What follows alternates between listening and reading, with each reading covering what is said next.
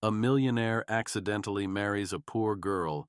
On their wedding night, she reveals a secret. Adrian Blackwood stood at the altar, his jaw clenched, his expression unreadable. The grand cathedral was filled with the city's elite, powerful businessmen, celebrities, and socialites, all whispering behind their champagne glasses. The groom, a ruthless billionaire, was known for closing million-dollar deals, not for tying himself to a woman he barely knew. Yet, here he was. The bride, Elysia Carter, stood opposite him in an elegant yet simple lace gown. She looked fragile under the weight of the moment, her fingers nervously clutching the bouquet. Unlike the extravagant brides the world expected for Logan, Elysia was a mystery, a woman with no wealth, no social standing, no reason to be standing in front of one of the world's most eligible bachelors. "Who is she?" a woman in pearls whispered. "I heard she was a last-minute replacement," another muttered. Adrian tuned them out. His steel-gray eyes met Isabella's warm brown ones for the briefest second, and in that moment, he saw something flicker in them. Fear, hesitation, or was it regret? The priest cleared his throat. "Do you, Adrian Alexander Blackwood, take Elysia Grace Carter to be your lawfully wedded wife?" For a second he hesitated. Then, without emotion, he muttered, "I do." Isabella's voice was softer, almost trembling. "I do." As she placed the ring on his finger, her hands trembled. And for the first time, Adrian felt an unease he couldn't explain. This is a mistake. Logan's mind was screaming at him, but the weight of the Blackwood name kept his posture straight, his expression neutral. Why had he agreed to this? Marriage had never been in his plans. Love was an illusion. He had learned that the hard way. The only reason he was standing here was because of the Blackwood inheritance clause. If he didn't marry before the age of 35, he'd lose control of his empire. But why her? Why Elysia Carter, a woman with no wealth, no connections, no power? His gaze flickered over her delicate features.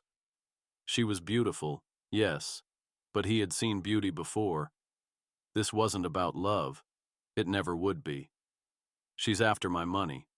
That's what this is." Women always wanted something, and Adrian Blackwood never let anyone get too close. He wouldn't start now. As Elysia slid the wedding ring onto Logan's finger, she hesitated, just for a moment. A flicker of hesitation, a whisper of doubt. Adrian caught it. His sharp eyes darted toward her face, but she masked it quickly, offering him a shy, almost forced smile. Then, just as their hands brushed, Adrian saw it. Her gaze flickered toward the crowd. Not at the reporters, not at the Blackwood family, but at one particular guest. A man, dressed in a charcoal suit standing near the back. He was watching the ceremony, his expression tight, unreadable. Adrian narrowed his eyes. Who the hell was he? And why did Elysia look like she was keeping a secret? Adrian Alexander Blackwood had been raised in a world where emotions were a weakness and love was a liability. From the time he was a child, his father drilled a single lesson into him. Power is everything, and trust no one. Born into the wealthiest family on the East Coast, Logan's life had always been about boardrooms and billion-dollar deals. His mother had walked out when he was 10, tired of his father's cold indifference. His father? He barely acknowledged Adrian unless it was about business. By the time Adrian turned 25, he had built Blackwood Enterprises into a global empire. But at a cost. He didn't believe in love, not after watching his mother beg for it and his father throw it away. To Logan, marriage was just another transaction, a contract like any other. Feelings? They were irrelevant. And now, he was stuck in a marriage he never agreed to. Elysia Carter had never belonged in the world of billionaires. She had grown up in a tiny one-bedroom apartment with a mother who worked 2 jobs just to put food on the table. Her father. She had no idea who he was. But despite the struggles, Elysia had something her mother never lost: hope. She dreamed of being an artist, of painting the kind of masterpieces that could make people feel something. But dreams didn't pay bills, and reality had a cruel way of crushing fantasy. When her mother was diagnosed with a terminal illness, Elysia put her art aside and started working day and night to afford her medical treatment. She never expected to be standing in a grand cathedral, marrying a billionaire who looked at her like she was a mistake. But fate had a way of throwing people into storms they weren't prepared for, and Elysia was drowning. The wedding was never supposed to happen. Adrian had been set to marry Sophia Belmont, a poised high society heiress, the perfect match, orchestrated by the Blackwood family to keep the empire within elite circles. But something had gone horribly wrong. A contract mix-up, a legal loophole, a twist of fate. Whatever it was, it had resulted in Elysia Carter's name being on the marriage papers instead of Sophia's. By the time Adrian realized the mistake, the media was already broadcasting the wedding live. There was no way out without turning the Blackwood name into a public scandal. But the worst part? The inheritance clause. His father's will had been clear. If Adrian wasn't married by 35, he would lose everything: the company, the empire, his entire legacy. With his father's lawyers watching, cameras flashing, and the entire elite world waiting for a reaction, Adrian had no choice. He had to go through with the wedding. But one thing was certain: he would never let Elysia forget that she was nothing more than a mistake. The reception was a battlefield in disguise. Adrian barely spoke to Isabella, offering her nothing but cold stares. She sat beside him at the long table, fingers twisting in her lap, feeling the weight of judgment from every guest. The whispers had grown louder. She doesn't belong here. A nobody, stealing a billionaire's fortune. Elysia tried to swallow down the humiliation, but then came the final blow. One of Logan's business partners, a sharp-dressed, silver-haired man named Ronan Hale, smirked and raised his glass. "Tell me, Isabella," he drawled, "did you plan this from the start, or was trapping Adrian into marriage just a lucky accident?" The room went silent. Isabella's cheeks burned, but before she could speak, Adrian leaned back in his chair and did nothing. No defense, no protest, nothing. She was on her own. The car was too silent. The city lights blurred past as Adrian and Elysia sat side by side in the back of his sleek black Rolls-Royce, a world apart despite the mere inches between them. Adrian stared out the window, his jaw clenched, fingers drumming against his knee. His mind was a battlefield, rage, confusion, and suspicion all colliding at once. He finally broke the silence. "Why did you agree to this?" His voice was low, cold, cutting. Elysia flinched slightly but kept her gaze forward. She didn't answer. Adrian exhaled sharply, turning toward her. "Was it the money? The name? Or did you just enjoy ruining my life?" Still, no response. But he saw it. The way her hands tightened into fists in her lap, the way her breath hitched. There was something she wasn't saying, and Adrian hated not knowing the truth. By the time they reached Blackwood Manor, Adrian had reached his limit. He shoved open the car door and strode inside, not even looking back to see if Elysia followed. He didn't care. But when he entered the grand foyer, footsteps echoed behind him. She had followed. Good. Adrian turned sharply. "Let's get one thing straight." His voice was like steel. "I don't trust you. I don't want you. And whatever game you're playing—" He took a step closer, towering over her. "It won't work." Isabella's eyes flashed. For the first time, she looked angry. "You think I wanted this?" she snapped. "That I schemed my way into this circus?" Adrian scoffed. "Spare me the act.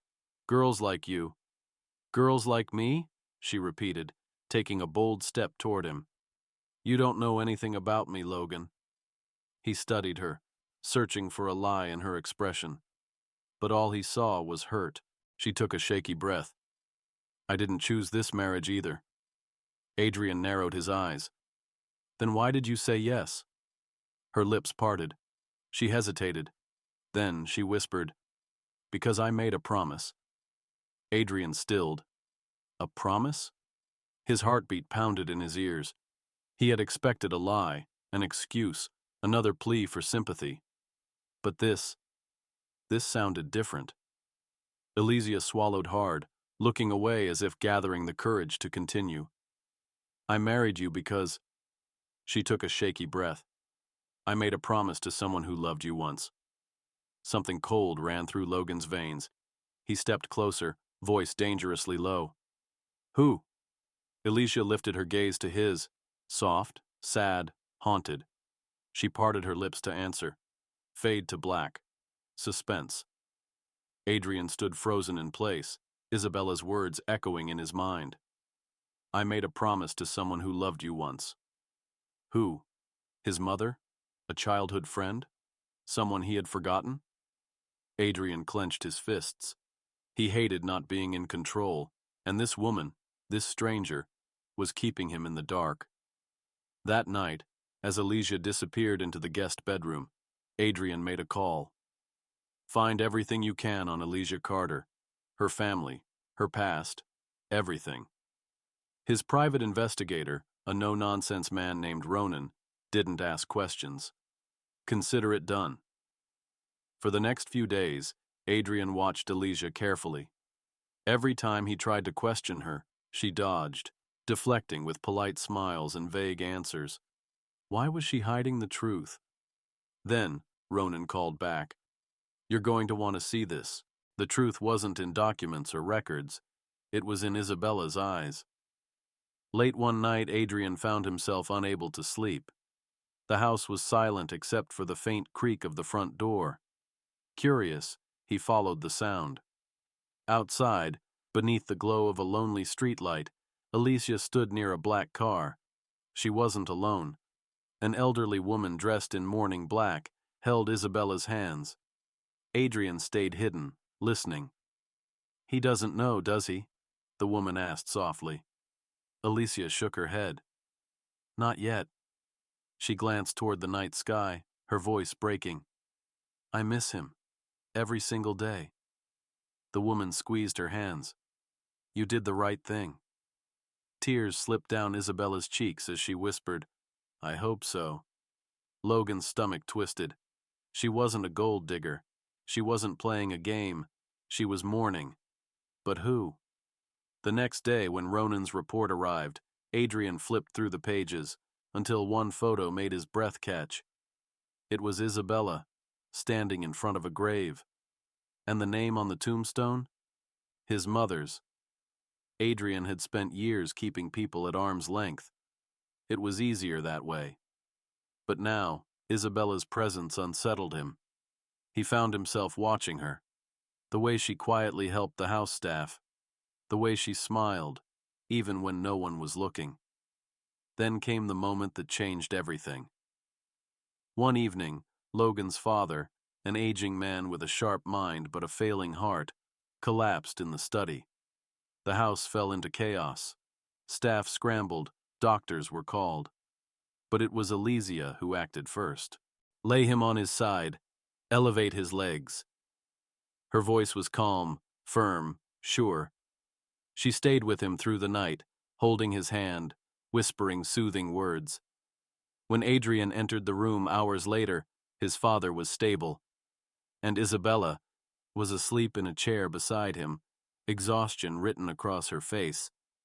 Adrian stared at her. For the first time, he doubted his own hatred. Maybe, just maybe, he had been wrong about her. For weeks, Adrian had kept his distance, watching Elysia from the shadows, trying to decode her secrets. But fate had other plans. A scandal erupted in the media, rumors about their marriage being a sham. Investors whispered, tabloids ran headlines, and Logan's PR team demanded damage control. You need to attend public events together, his advisor insisted. Act like a real couple. Adrian gritted his teeth, The last thing he wanted was to parade around with Isabella, but he had no choice. Their first public appearance? A high-profile charity gala. Dressed in a stunning midnight blue gown, Elysia owned the room. She smiled at guests, charmed the reporters, and even made Logan's toughest business rivals laugh. Meanwhile, Adrian remained stiff, arms crossed, glaring at the room like he was forced at gunpoint to be there. "Try smiling," Elysia whispered, nudging him playfully. Adrian shot her a glare. "I don't do smiling." But when he turned away, Elysia laughed softly, and for some reason, that sound stayed with him. The tension between them wasn't just emotional, it was physical. Adrian hated to admit it, but he had started noticing her. The way her hair fell over her shoulders, the way her lips curled when she was lost in thought, the way she bit her lower lip when she was nervous. One night, after another forced public appearance, fate struck again. The elevator doors slid shut behind them, trapping them alone inside. Then, jerk. Stop. Silence. "Great," Adrian muttered. "We're stuck." Elysia sighed, leaning against the wall. "Guess we'll have to talk." Adrian exhaled sharply. Talking wasn't his thing. But then she asked softly, "Why do you hate me so much?" He looked at her, really looked at her, and for the first time, he didn't have an answer. "I don't hate you," he admitted. "I just don't trust you." Elysia held his gaze. "Then maybe you should try." For a long moment they just stared at each other, until the elevator jerked back to life. The doors slid open. Adrian walked out first, because if he stayed a second longer, he might have done something reckless. The next week, at another event, it happened. A sleazy journalist cornered Isabella, microphone in hand, smirking as he fired invasive questions. "Is it true Adrian only married you out of obligation? How does it feel to be the charity case of a billionaire? Did you trap him with a sob story?" Logan, who had been across the room, heard everything, and saw red. Before Elysia could react, Adrian was there, stepping between her and the reporter, his towering frame radiating danger. "Industry again." The journalist paled, stammering an apology before scrambling away. Elysia blinked, stunned. "Logan, you didn't have to." "Yes, I did." His jaw tightened. "No one talks to my wife like that." His wife. For the first time, the word didn't feel like a burden. It felt like a promise. Adrian should have seen it coming. Madeline. His ex-fiancée had always been calculating, but now she was outright vicious. She waltzed into a high-profile business gala, draped in designer silk, wearing a serpent smile. "Darling," she purred, loud enough for everyone to hear, "I hear your wife has quite the tragic backstory. Such a shame it's all a lie." People turned. Conversations halted. "What are you talking about?" Adrian asked coldly. Madeline pouted, flipping her perfect blonde hair. "Oh, Logan, surely you didn't fall for her little act. That girl isn't some innocent, struggling nobody. She's been playing you from the start." She unveiled the evidence, a forged contract, fake bank transfers, and conveniently edited photos making it look like Elysia had schemed to marry him for money. The whispers turned to murmurs. Murmurs turned to judgment. And Logan? He just stood there, silent. He didn't defend Isabella, didn't fight for her. And when Elysia walked into the room, her eyes full of confusion, the damage had already been done. "Is this what you think of me?" she whispered, voice trembling. Logan's jaw clenched. His world had been built on facts, not emotions. And right now, the facts were stacked against her. Hours later, in the silence of his empty mansion, Adrian sat in his study, fingers pressed against his temples. Something wasn't right. Elysia was many things, but a liar? A con artist? That didn't fit. His eyes fell on a dusty wooden box, the one Elysia had brought with her when she first arrived. Hesitantly, he opened it. Inside, he found old letters, faded ink, familiar handwriting, his mother's handwriting. Heart pounding, he read them. Isabella, if anything ever happens to me, I want you to promise me something. Adrian has been alone for too long.